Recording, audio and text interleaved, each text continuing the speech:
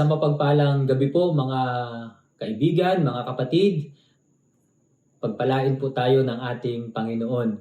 Kumusta na po kayo? At ang ating pong pag-aaral ay ito po yung continuation ng ating pong series na nasimulan natin last Wednesday sa Philippians chapter 4 verse 4 hanggang 7 na ang ating pong pag-aaral ay be joyful, na yung kagalakan na nagmumula sa ating pong Panginoon. Babasahin ko po yung talata na makikita po natin sa ating mga PowerPoint. Pwede po niyo akong sabayan sa mga verses na ito. Magalak kayong lagi sa Panginoon. Inuulit ko, magalak kayo. Ipadaman ninyo sa lahat ang inyong kabutihang loob. Malapit nang dumating ang Panginoon. Huwag kayong mabalisa tungkol sa anumang bagay. Sa halip, hingin ninyo sa Diyos ang lahat ng inyong kailangan sa pamamagitan ng panalangin may pasasalamat. Verse 7, at ang kapayapaan ng Diyos na hindi kayang maunawaan ng tao ang siyang mag-iingat sa inyong puso at pag-iisip dahil sa inyong pakikipag-isa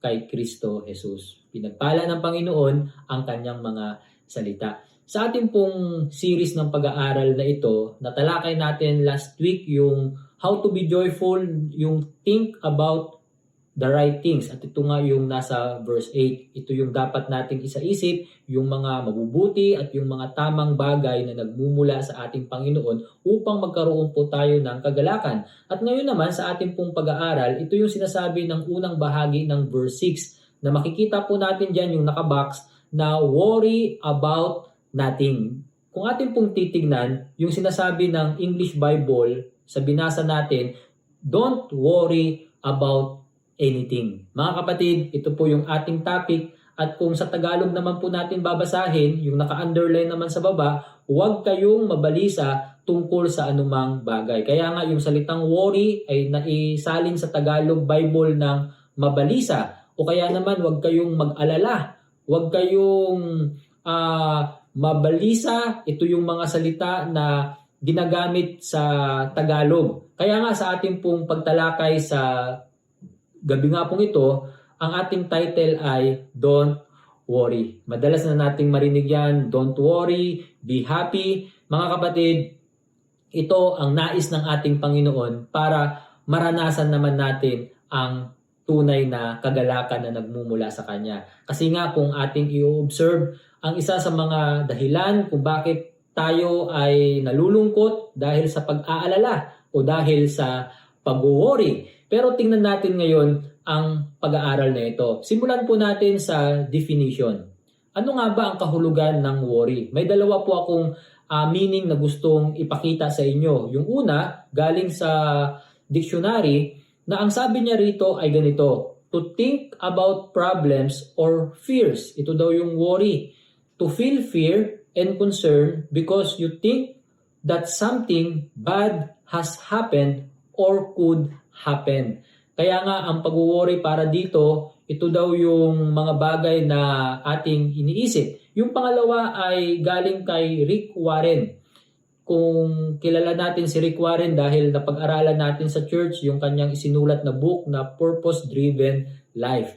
At ang kanyang pagpapakahulugan naman sa worry ay ganito: when you think about a problem over and over in your mind, that's called worry. Napakasimple nung kanyang definition pero parang nakuha yung nais na tumbukin ng patungkol sa pag-worry. Ang gusto ko namang ipapansin, ano nga ba ang common sa definition na ito? Makikita natin yung una, yung nakabox, yung salitang think. Sa madaling salita, ang worry ay saan nagsisimula? Sa ating pong pag-iisip. Kaya nga sabi na dito, to think about problems or fears. Tapos ang kasunod, yung nakabox na naman, yung kung palagi mong iniisip ang mga problema at yung mga takot, yung feeling mo na, di ba? Sa isang taong nag-worry, hindi lang pala sa isip, kahit sa ating nararamdaman. Kaya nga kay Rick Warren, halos ganun din naman ang kanyang kaisipan. When you think, yung salitang think na nakabox na naman po dyan, about a problem over and over. Kaya nga ang tanong ko po sa inyo mga kapatid, ano ang iniisip nyo ngayon? O ano ang madalas nyo pong isipin? Di ba? Kung pangangailangan o problema, sabi nga nung iba, Hindi nga maiwasang hindi isipin yung mga bagay-bagay na kailangan natin sa buhay na ito. Totoo nga naman.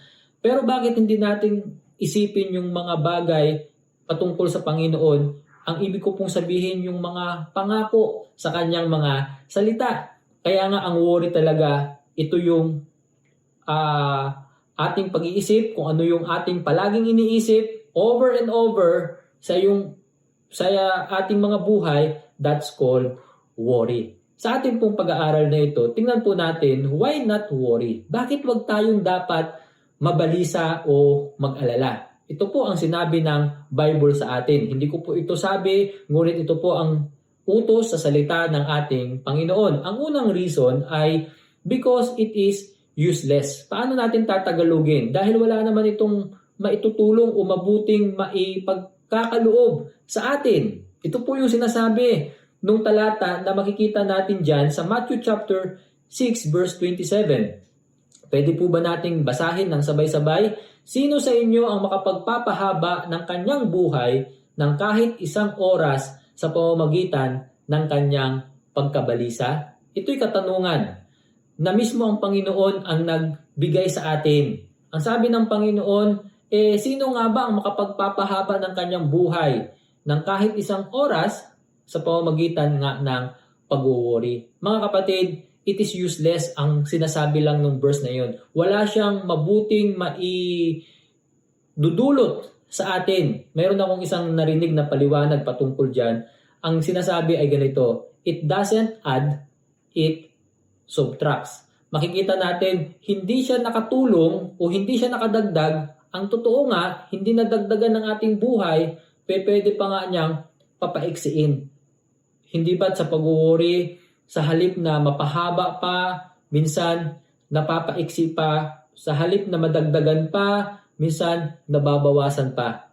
It is useless. O wala daw siyang mabuting maidudulot. Halimbawa, may problema ka, nag-isip ka ng nag-isip, nag-worry ka ng nag-worry, buong magdamag, hindi ka nakatulog, and then kinabukasan,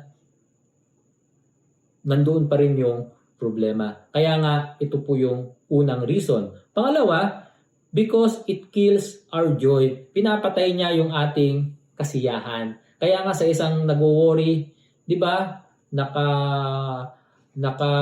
yung kumbaga ang ibig ko sabihin malungkot.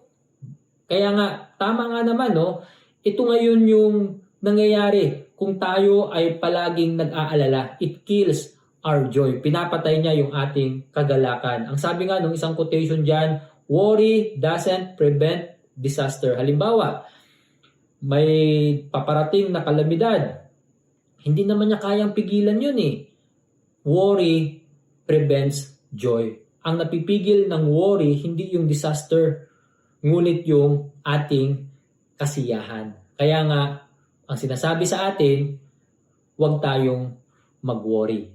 Pangatlo, tingnan po natin ito. Because it is another source of stress. Napansin po ba nyo sa taong nag-worry, nadadagdagan yung kanyang stress? Isa pa siyang pinagmumulan ng stress natin. Katulad ng picture na makikita natin dito na mas lalo tayong nagiging mas malungkot.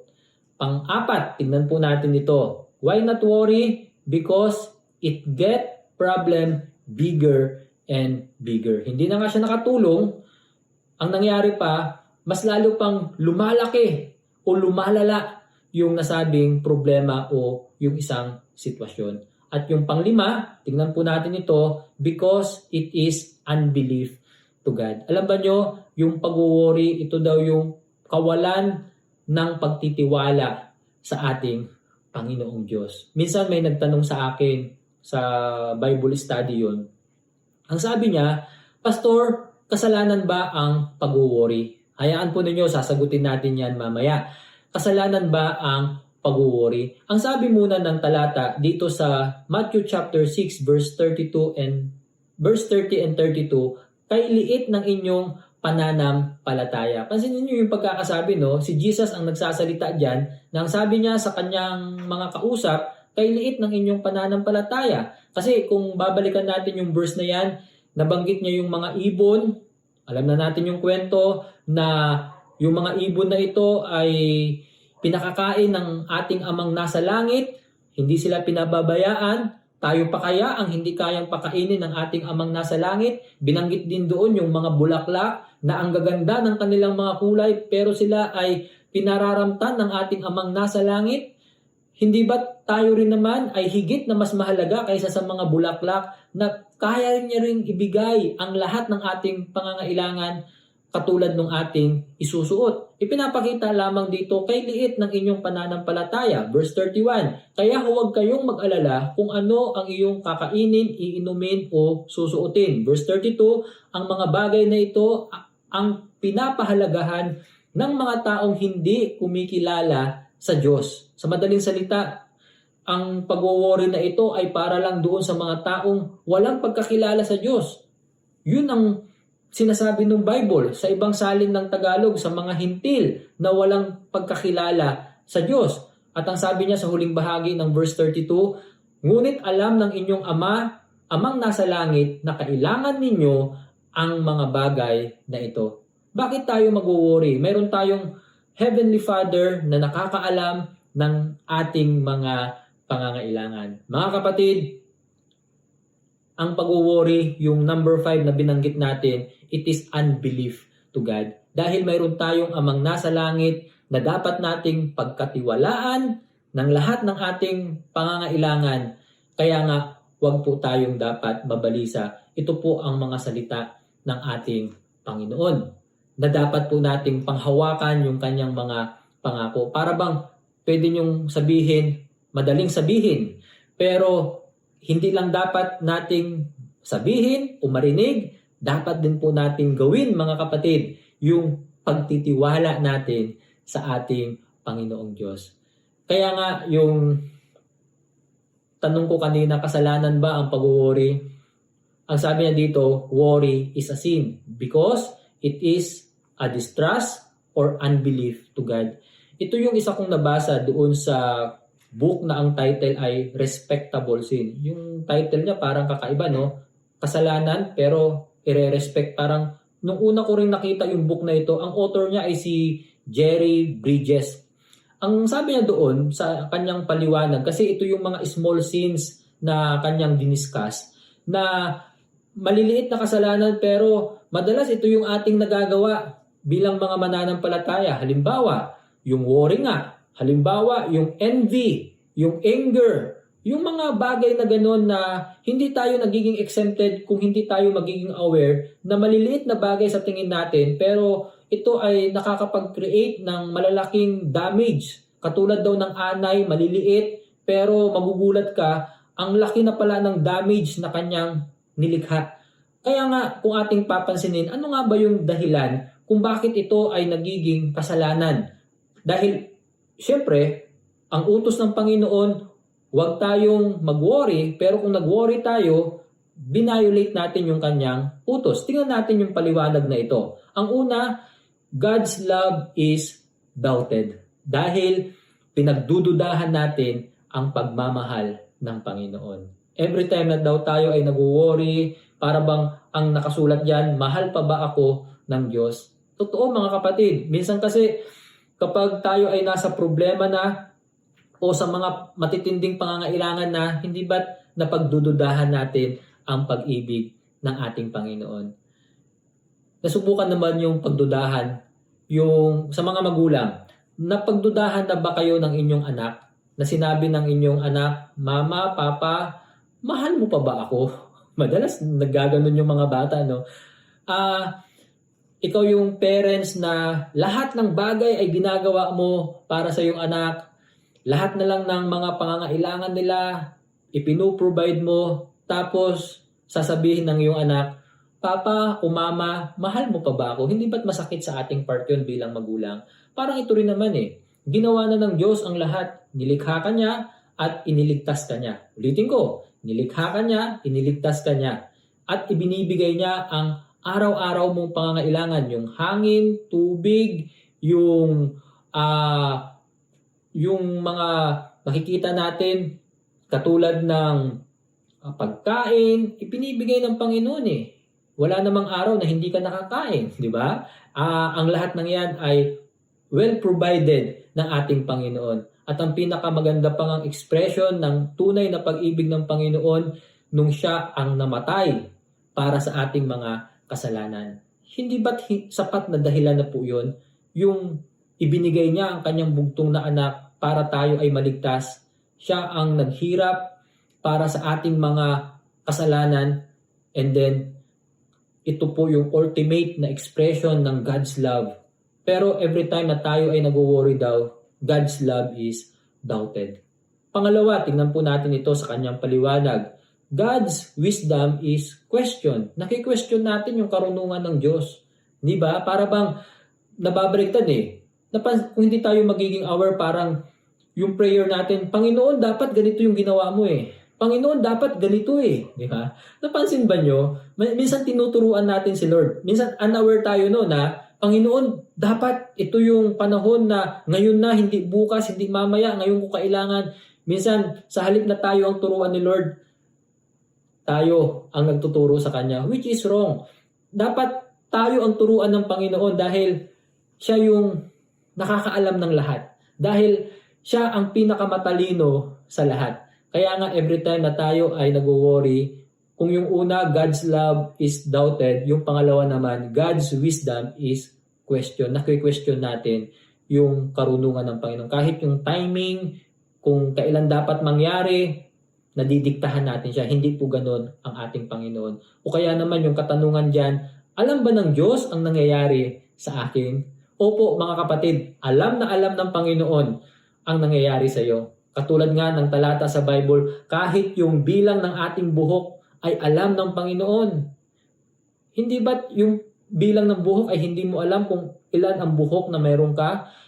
Pero alam ng Panginoon kahit yung maliliit na detalye ng ating mga buhay. Kaya nga, kung ano man ang kalalagayan mo kapatid, alam ng ating Panginoon. Tingnan natin yung pangatlong paliwanag niya patungkol sa pag-worry. God's power is distrusted. Pati yung kapangyarihan ng Panginoon ay napagdududahan na rin natin. Na hindi na natin madalas na lubos, yung salitang lubos na napagkakatiwalaan. Matutulungan ba ako ng Diyos o kaya naman may magagawa ba ang Diyos? Hindi ba't mayroon tayong mga tinatawag na para bang imposible na o kaya nasa mga matitinding sitwasyon ng ating buhay? Matutulungan ba ako ng Diyos? Mayroon bang magagawa ang Diyos sa ganitong kalalagayan o sitwasyon ng aking buhay? Mga kapatid, kayang-kaya kang tulungan ng Diyos. Kapag kalooban ng Panginoon, mga kapatid, kahit ano man yan, kapag ito ang niloob ng Panginoon, walang makakapigil sa Kanya. Meron nga akong isang madalas na marinig sa isang preacher, sabi niya, kapag pagpapalain ka ng Panginoon, walang makakapigil. Pero kung hindi Kanya pagpapalain sa ganitong sitwasyon, wala rin namang makakapilit sa Kanya. Tandaan natin, siya ay Diyos. Tayo yung tao. Hindi natin siya pwedeng diktahan. Kapag nadiktahan natin siya, hindi na siya ang Diyos eh. Kaya nga siya tinawag ng Diyos dahil siya ang una, mapagmahal sa lahat, yung marunong sa lahat, at siya rin po ang makapangyarihan sa lahat. At wala pong imposible sa ating Panginoon. Kaya nga, kung bakit tayo nag-worry dahil minsan nawawala yung ating pagtitiwala sa Panginoon. Kaya nga patuloy po tayong magtiwala sa Kanya. Basahin natin ang verse na ito. 1 Peter chapter 5 verse 7. Ang sabi po ng talata, give all your worries and cares to God, for He cares about you. Napakaganda mga kapatid. Ano daw ang dapat natin gawin? Give all your worries. Yung ating mga alalahanin, yung ating mga iniisip, yung ating mga problema, ang Bible na po ang nagsasabi nito. Na minsan kung bakit lang tayo nag-worry, alam ba nyo? Sinasarili natin eh. Kumbaga ayaw nating ipagkatiwala sa Panginoon. Sa Tagalog, ipagkatiwala mo ang iyong mga alalahanin sa Kanya dahil siya ang nagmamalasakit sa iyo. Napakasarap isipin mga kapatid, di ba? Meron palang nagmamahal sa akin. Meron palang nagmamalasakit sa iyo. Opo mga kapatid. Minsan ito yung drama natin, hindi ka naalala, minsan nagtatampo na tayo, wala man lang nakapansin sa iyo, meron kang bagong o mayroon kang ginawa o kaya mayroong bagong damit o kaya bagong gupit, hindi man lang binati, Wala nang nagmamahal sa akin, wala nang nakaalala sa akin, nagdiwang ka ng birthday o anumang okasyon. Pero ang tandaan natin mga kapatid, mayroong Diyos na nagmamahal sa atin. Mayroong Diyos na hindi nakakalimot. Mayroong Diyos na tunay na nagmamalasakit kahit sa mga anumang sitwasyon o kalagayan po ng ating mga buhay. At dapat lang nating ipagkatiwala sa Kanya. Ito po yung Kanyang mga salita. Mga kapatid, kumusta ang ating buhay? Sinasarili pa ba natin? Huwag na po nating sarilinin. Pwede naman nating ibigay o ipagkatiwala sa ating Panginoon. Meron nga akong narinig, ang sabi niya, ang mabigat ay gumagaang. Paano nga ba gagaang ang mabigat? At ang sabi niya, bitawan mo. Ito rin naman mayroon tayong mabibigat na mga bagay na dinadala. Paano gagaang? Ipagkatiwala natin sa Panginoon. Bitawan mo sa kamay ng ating Panginoon. At alam ba nyo, siya ay nagmamalasakit. Ang isa kong narinig dyan, hindi siya nanunumbat. Ang isa kasing problema natin, baka sumbatan ako ni Lord, hindi po siya ganoon. Ngunit siya ay mapagmahal sa atin. At kung atin pong itutuloy ito, sabi ng isang quotation, worrying doesn't change anything. Oo nga naman, no? But trusting the Lord changes everything. Nakita po ba nyo yung naka-underline? Yung pag-worry, wala siyang magagawa. Pero yung trusting the Lord, ito yung may magagawa. Kaya nga, mayroon akong isa pang nabasang quote. Sabi niya, kung ikaw ay mag-worry, destroys our thinking. Hindi ba't naaapektuhan yung paraan ng ating pag-iisip? Pangalawa, disrupt our work. Naaapektuhan din yung ating ginagawa. Trabaho, kahit sa bahay man lang yan, naaapektuhan kung nag-worry tayo. Disfigures our face, pati yung pagmumukha natin. Madalas, nakasimangot, nagkakaroon pa tayo ng wrinkles, di ba? Dahil sa pag-worry, di ba? At yung isa pa dyan, doubt our God. Kaya nga walang nagagawa na mabuti ang pag-worry. At ang sinasabi pa niya ngayon dito, kung itutuloy natin yung quotation na binasa natin, when we put our worries in God's hand, kung ilalagay natin yung ating mga alalahanin, mga suliranin, sa kamay ng ating Panginoon, He will put His peace in our heart. Kaya nga, yung ating topic, how to be joyful. Paano tayo magkakaroon ng tunay na kagalakan? Yung talata natin ang nagsasabi, worry about nothing. Kaya nga yung worry natin, ipagkatiwala natin sa Panginoon, hindi po sinasabing maging tamad tayo hindi ganun Ngunit gawin natin yung ating part, yung ating bahagi, at ang bahala ng Panginoon sa lahat ng hindi na natin control. Kasi marami naman tayong hindi control o hawak, ipagkatiwala natin sa Kanya. Pero yung part natin, gawin natin, at ang lahat ng mga bagay na yan, bahala na ang Panginoon, and He will put His peace in our heart. At mararanasan po natin ang kagalakan. Kaya nga, sa aking pong pagwawakas, Matthew chapter 11 verse 28. Ang talatang ito ay familiar sa ating lahat. Basahin po natin sa ating pong pagwawakas. Lumapit kayo sa akin, kayong lahat na nahihirapan at nabibigatan sa inyong pasanin, at bibigyan ko kayo ng kapahingahan. Mga kapatid, meron tayong mga pasanin, mga burden, mga bigat sa ating mga buhay. Pero ang paanyaya ng ating Panginoon ay napakaganda. Lumapit kayo sa akin, ang sabi ni Jesus Christ. Mismo ang Panginoon ang nagbibigay sa atin ng paanyaya, o ito ay isang personal na invitation kung bakit tayo nahihirapan o nabibigatan, kasi inaako pa rin natin, pero pwede naman nating ipagkatiwala sa ating Panginoon. At ang kanyang salita ay pwede po nating panghawakan, at bibigyan ko kayo ng kapahingahan, and I will give you rest. Mga kapatid, ang tunay na kagalakan ay masusumpungan palagi sa ating Panginoon. Pagpalain tayo ng Panginoon, tayo po ay magwakas sa panalangin. Panginoong Diyos, marami pong salamat sa iyong mga salita, sa iyong nga pong mga pangako sa amin. Salamat po dahil kilala niyo nga po ang lahat sa amin. Wala nga pong bagay na hindi niyo nga po alam.